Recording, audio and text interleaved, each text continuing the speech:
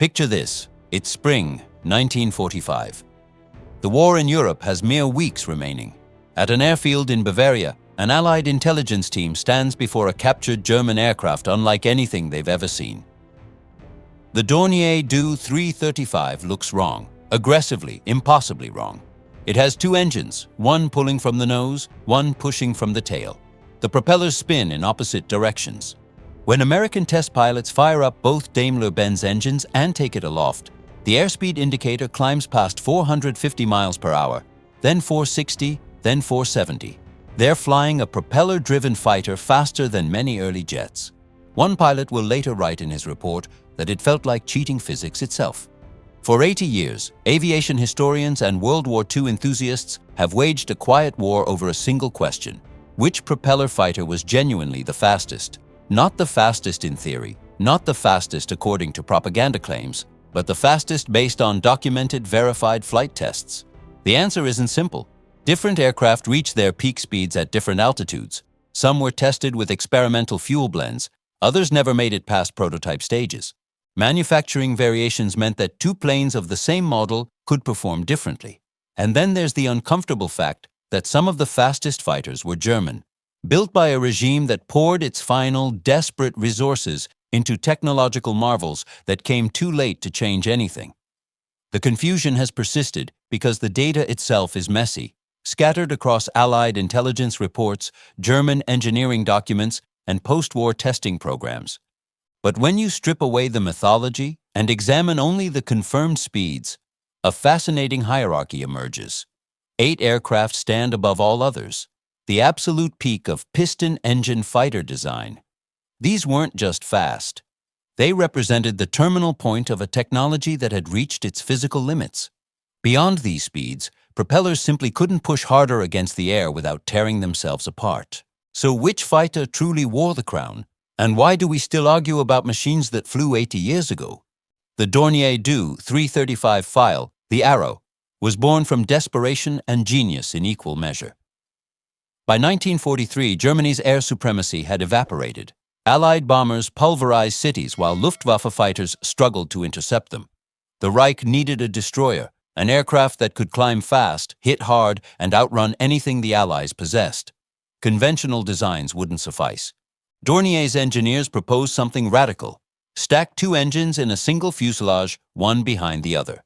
The concept sounds simple until you consider the engineering nightmare.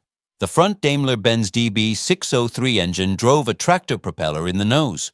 The rear engine, separated by the cockpit, powered a pusher propeller mounted behind the tail. This tandem arrangement eliminated the drag of wing-mounted engines while doubling the available horsepower. The propellers counter-rotated, canceling out torque effects that plagued single-engine fighters. On paper, it was brilliant. In practice, it was a mechanical headache. The rear engine overheated constantly. The long drive shaft connecting it to the tail propeller vibrated dangerously. Early prototypes suffered catastrophic failures. But when Dornier finally got it right, the results were staggering. On October 26, 1944, test pilot Heinz Schiebeler pushed the Do 335 to 474 miles per hour in level flight. No other propeller fighter in operational service could touch that speed. The aircraft climbed to 30,000 feet in under 15 minutes, faster than the American P-51 Mustang. It carried one 30mm cannon and two 15mm machine guns, enough firepower to shred a bomber in a single pass. Allied intelligence officers who examined captured examples were genuinely alarmed. If Germany had deployed this fighter in significant numbers a year earlier, the strategic bombing campaign might have faced serious complications. But history is written by those who mass-produce weapons, not those who perfect them too late.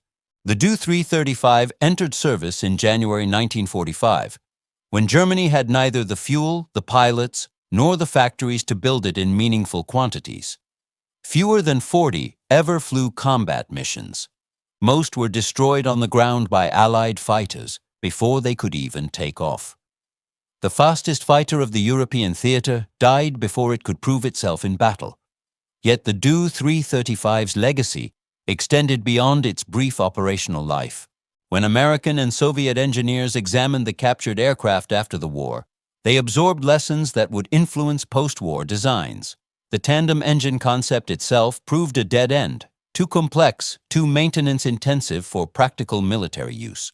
But the aerodynamic refinements, the understanding of high-speed airflow management, the solutions to cooling problems at extreme velocities, all of that knowledge migrated into the next generation of military aircraft. The arrow pointed toward a future it would never reach. While Dornier pursued raw speed at medium altitudes, Kurt Tank's design team at Focke-Wulf attacked a different problem: how to intercept American B-29 bombers operating above 40,000 feet. The answer was the T-152 Höhenjäger, the high-altitude hunter. This wasn't a modified existing design. Tank started from scratch, engineering every component specifically for the thin, frigid air of the stratosphere. The heart of the Ta-152 was its Junkers Jumo 213E engine, a marvel of supercharging technology. Most piston engines choked above 30,000 feet as air density plummeted. The Jumo 213 used a three-stage supercharger that compressed incoming air to sea-level density even at 45,000 feet. The result was an engine that actually produced more power at altitude than at ground level, a complete inversion of normal piston engine behavior. Mounted behind the cockpit in a pressurized compartment, the engine drove a four-bladed propeller through an extension shaft, leaving the nose free for a clean aerodynamic profile. Test pilot Hans Sander flew the first prototype to 49,000 feet in December 1944, higher than any other piston engine fighter had ever operated. At 41,000 feet, where American bombers cruised, the T-152 reached 472 miles per hour. But here's what made aviation historians argue for decades. At lower altitudes, the aircraft was actually slower than conventional fighters. The specialized high-altitude engine suffocated in thick air at sea level. The T-152's speed was altitude-dependent in ways that made direct comparisons with other fighters nearly meaningless. Only 43 Ta-152s were built before war's end. Combat reports are sparse and contradictory. Some sources claim the aircraft shot down several B-29s in the final weeks of the war. Others argue it never engaged Allied bombers in actual combat. What's undisputed is the technological achievement. Focke-Wulf had created a fighter that operated in an atmospheric realm no other propeller-driven aircraft could reach. The pressurized cockpit allowed pilots to function effectively without cumbersome oxygen systems. The engine's performance at extreme altitude wouldn't be matched by piston engines until after the war. American test pilots who flew captured Ta-152s after Germany's surrender were impressed and frustrated in equal measure. Impressed by the engineering sophistication, frustrated by the maintenance complexity. The three-stage supercharger required constant adjustment and recalibration. The extended drive shaft introduced vibration problems similar to those plaguing the Do-335. The Ta-152 was a thoroughbred racehorse, breathtaking in ideal conditions, temperamental and demanding everywhere else. The aircraft's true significance became clear only in hindsight. Kurt Tank had proven that piston engines could operate effectively in the lower stratosphere, but at the cost of versatility and reliability. The future belonged to jet engines that performed consistently across all altitudes. Within 5 years, fighters like the American F-86 Sabre and the Soviet MiG-15 would make the T-152's high-altitude specialization obsolete. But for a brief moment in early 1945, Kurt Tank's creation owned the sky at 40,000 feet. America's fastest propeller fighter emerged not from cutting-edge innovation, but from brute force engineering. Take an already massive fighter and make it even more powerful. The P-47 Thunderbolt was never elegant. It looked like what it was: 7 tons of airplane wrapped around the most powerful radial engine ever fitted to a single-seat fighter. By 1945, Republic Aviation had pushed the design to its absolute limit with the P-47M variant, equipped with a Pratt & Whitney R2800 C-Series engine, producing 2,800 horsepower on war emergency power. The result was an aircraft that could hit 470 miles per hour in level flight at 30,000 feet, making it the fastest operational American fighter in the European theater. But speed was almost beside the point with the Thunderbolt. What made the M variant terrifying was the combination of velocity, firepower, and survivability. 850 caliber machine guns, 3,000 rounds of ammunition, and an airframe so robust that pilots routinely returned from missions with hundreds of bullet holes. German pilots learned to avoid head-on attacks against P-47s, because the Thunderbolt's radial engine could absorb incredible punishment and keep running. The M variant entered service too late to see significant combat. Only 130 were built before Japan's surrender rendered continued production pointless. But the aircraft's existence revealed something important about American aviation philosophy. German designers pursued theoretical perfection, sleek, specialized machines optimized for specific combat scenarios. American designers pursued practical, overwhelming force. The P-47M wasn't the most aerodynamically efficient fighter. It certainly wasn't the most maneuverable, but it was fast enough, tough enough, and carried enough weaponry to destroy anything it caught. In the brutal arithmetic of air combat, that was what mattered. Test pilots compared the P-47M to the sleeker P-51 Mustang and generally preferred the Mustang's handling characteristics. The Thunderbolt was heavier, less responsive, more fatiguing to fly in prolonged engagements. But those same pilots acknowledged that in a dive, accelerating toward a ground target with 8 guns hammering, nothing matched the feeling of flying a Thunderbolt. It didn't ask permission, it announced itself. The war ended before the P-47M could prove itself in Pacific combat, where its range limitations would have been significant. The final Thunderbolts rolled off Republic's production lines in November 1945 and went directly into storage. Most were scrapped within 2 years. But the M variant's brief existence demonstrated how far engineers could push a fundamentally sound airframe design. The basic P-47 architecture dated to 1941. 4 years later, they'd added 200 horsepower and 50 miles per hour to an aircraft that had already been considered fully developed. It was an impressive achievement, even if history barely noticed. The Supermarine Spitfire is the only fighter aircraft to serve throughout the entire Second World War, from September 1939 to August 1945. What began as a graceful interceptor powered by a 1,000-horsepower Merlin engine evolved through 24 major variants into something quite different, a heavily armed fighter bomber capable of 454 miles per hour. The final variant, the Mark 24, represented the absolute terminus of RJ. Mitchell's original design philosophy pushed far beyond what its creator could have imagined. The Mark 24 mounted a 2,080 horsepower Rolls-Royce Griffon 64 engine, double the power of early Spitfires. The 5-bladed propeller was over 11 feet in diameter, so large that the landing gear had to be lengthened to provide ground clearance. 4 20mm Hispano cannons replaced the original 8 machine guns, transforming the aircraft from a dogfighter into a bomber-destroyer. The elegant elliptical wing remained, but everything else had changed. The Spitfire had grown heavier, faster, and more lethal through continuous evolution.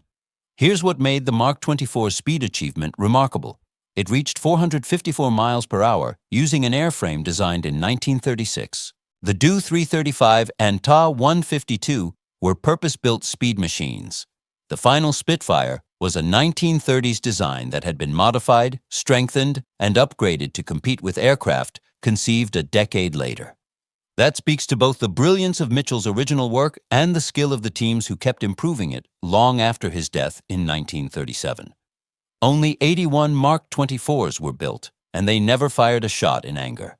The first examples rolled out in April 1946, 9 months after Japan's surrender. They served briefly in Royal Air Force squadrons before jets made them obsolete, but aviation historians regard the final Spitfire variant as significant for what it proved about iterative design.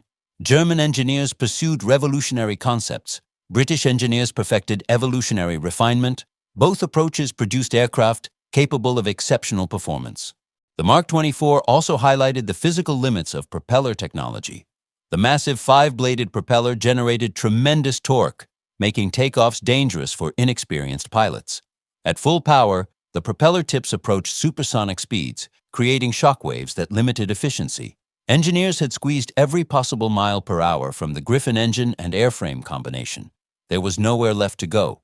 The Spitfire's evolution had reached its endpoint not because of design failure, but because physics itself imposed limits that no amount of engineering could overcome. In December 1944, test pilot Bob Chilton climbed into an experimental P-51 variant at Inglewood, California, and flew it to 487 miles per hour. He radioed back to the ground crew, thinking his instruments had malfunctioned. They hadn't. North American aviation had created the fastest production fighter aircraft of World War II, and they'd done it by making the Mustang lighter, not more powerful. The P-51H Mustang represented a counterintuitive approach to speed. While other designers added horsepower and accepted the weight penalty, North Americans' engineers stripped 600 pounds from the standard P-51D airframe. They shortened the fuselage by 16 inches. They deleted auxiliary fuel tanks. They used thinner skin in non-critical areas. The resulting aircraft weighed just 6,900 pounds empty, compared to 7,500 for the standard Mustang. Mated to the same Packard V1700 Merlin engine as the D model, the lighter H variant achieved performance that shocked even its creators. But here's where the story gets complicated. The P-51H reached 487 miles per hour only at 25,000 feet under specific conditions. Clean configuration, no drop tanks, no bombs, optimal fuel mixture. At lower altitudes, it was slower than the P-47M. The extreme weight reduction came with trade-offs.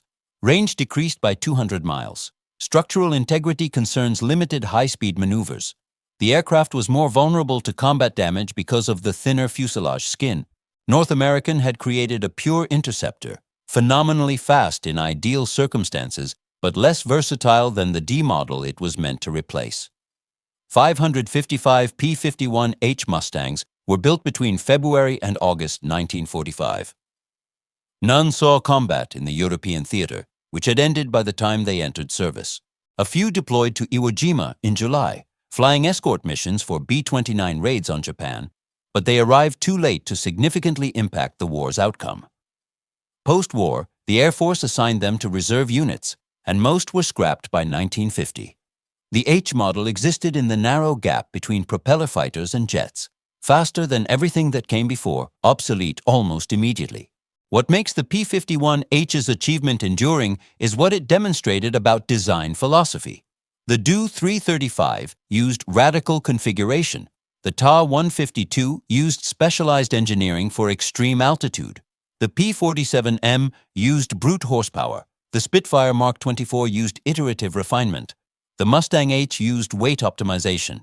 Each approach produced a genuinely fast aircraft, but only the Mustang achieved its speed while maintaining reasonable manufacturing costs and operational simplicity.